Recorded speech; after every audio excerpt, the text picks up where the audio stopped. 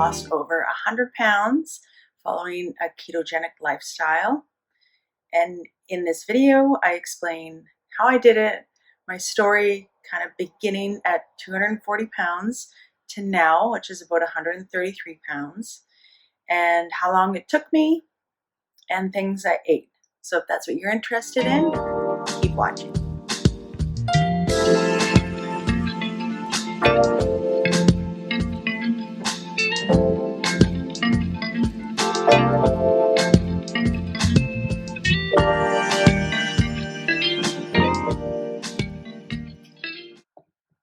Good morning, everyone. Welcome back to my channel. It's Janet. So I started my weight loss journey back in 2013. I've always struggled with weight ever since after high school, and definitely the last 15 years, it's been harder to keep the weight off. I've always maintained it around 170, 180, going into even after I've had my kids.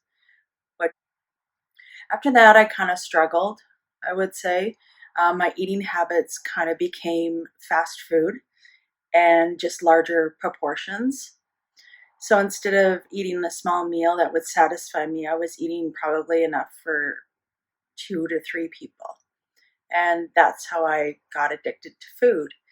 And I also got addicted to eating out.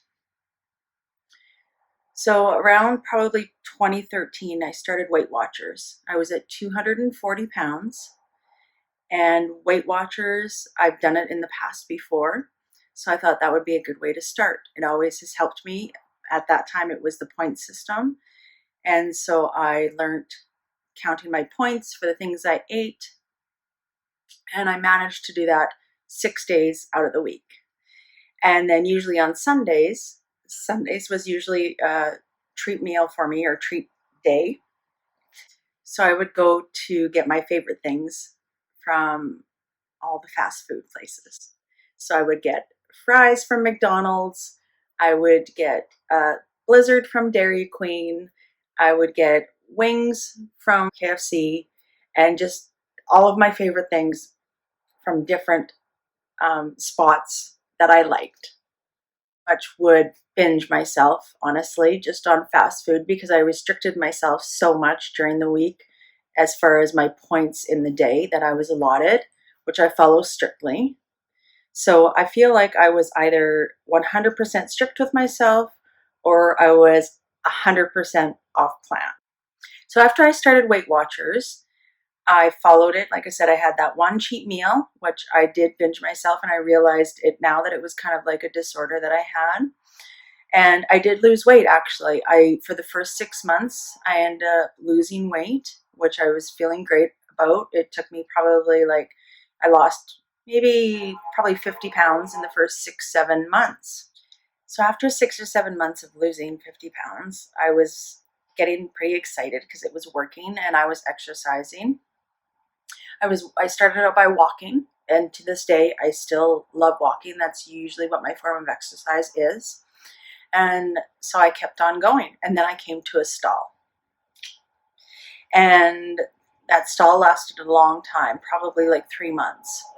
So I decided to start carb cycling. So carb cycling was kind of one day you would have a high carb day, and then the next day would be lower carbs. So you would alternate those days, kind of switching it up for trick your mind in that you were doing something different.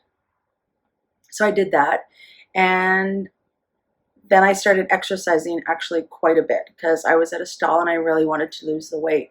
So I started exercising twice a day.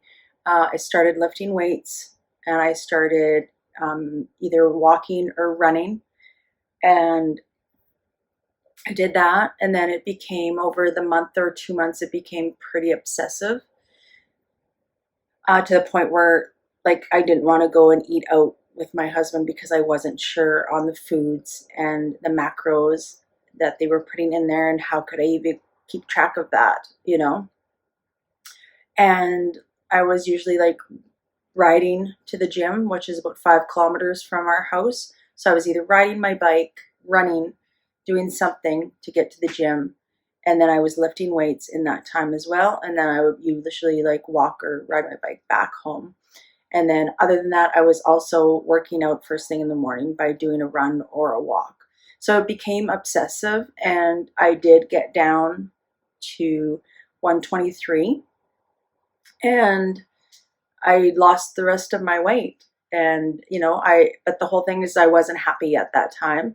I still felt that I needed to lose more weight. It was kind of a mental thing, I think, and just the obsessiveness that I had over food and working out that became a problem. I kind of slacked off, came to the realization that I was being obsessive. My family noticed it was obsessive. So I did kind of back off from working out so much and restricting myself so much. So I did gain back some weight.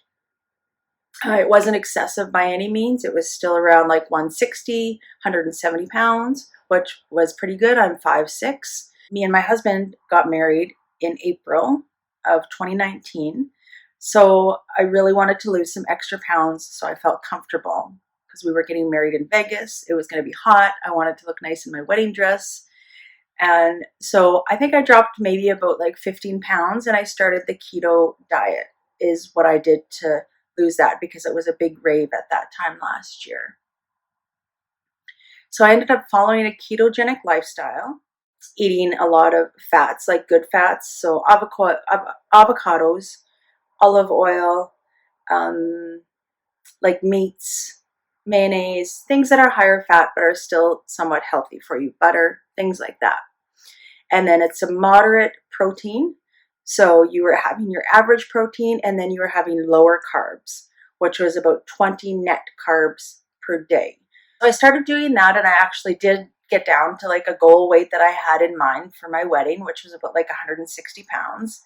And I enjoyed my holidays after the wedding, and ate all the good food that Vegas had to offer. And we were there for about 5 days, enjoying it and enjoyed my vacation. Put on a few extra pounds because the wedding was over now. The dress fit. I felt good. And so when it was all over, then I kind of went back to my old way of eating once I got home, because my main focus was to kind of lose weight for the wedding. That continued on, and then I enjoyed all the ice cream, all the burgers, all my fast food favorites, and definitely ate more than my portions should have been. And then that brought me to Remembrance Day. Actually, it was the day before Remembrance Day of 2019, so it was November 10th. And I decided that I reached over 200 pounds again. I was 204 pounds. And that was kind of my threshold. And I thought, you know what, this is going to be a roller coaster, and I'm going to get back up to 240 pounds if I don't get this in check. So at that time as well, too, I finally got diagnosed from my doctor with irritable bowel syndrome with constipation. So my stomach, I've had stomach issues probably for the last 2 years prior to this. And he finally figured out what was wrong. So I've been put on pills as well, too, to take once a day. And at that time as well, when I went to the doctor, I found out that I had high blood pressure. Never had high blood pressure in my life. Even when I was pregnant with both of my girls, 9 months pregnant, I've never had high blood pressure in my life. So that was kind of a scare. And even though my doctor didn't say it, I kind of had the realization that maybe it was the extra weight that I was carrying. So that was another reason why I started. So when I started in November, I did my research, a lot of research on YouTube, on the internet, about the ketogenic lifestyle. And I really liked it. It was foods that I liked. I've always been a meat person, so the steaks and everything like that, I really, really enjoy. So I started doing that, and it was a learning curve, and I started really basic at the beginning with my meals and such, as far as like bacon and eggs, which was really simple, and with a side of avocado, which I really enjoyed. And then I was cutting it down to just 2 meals a day, because one thing after you get over the keto flu, because it takes you about like 3 or 4 days to detox your body from all the sugars and refined sugars that you've been having. So you'll go through that detox time where you kind of feel sluggish, you feel like you have the flu, you won't have much energy, and you will be craving those carbs. within those 4 first days. And it's really hard to stick to it, but you just have to stick to it like I did. And after that was over with, then it suppresses your hunger. So with keto, I find that the amount of fat that I eat suppresses my appetite, and it's a good fat. So I'm not as hungry. I don't get hungry very often. I definitely don't crave any sort of carbs or any sugary things whatsoever now. It's definitely been, it's been 8 months since my journey started again. With going keto has changed how I feel. I wake up with energy. I don't have stomach issues anymore. I'm off my blood pressure pills, which happened like in March of 2020. When you're on a keto diet, is you have the healthy fats. You're not consuming those chips, chocolate bars, fast food, all the potatoes, all the pasta. Like, that makes my stomach so sick and so upset that it's just not even worth it to me anymore. And then actually I eat foods that I enjoy, and I still get to eat the burgers. I have a bunless burger. I just get it lettuce wrapped.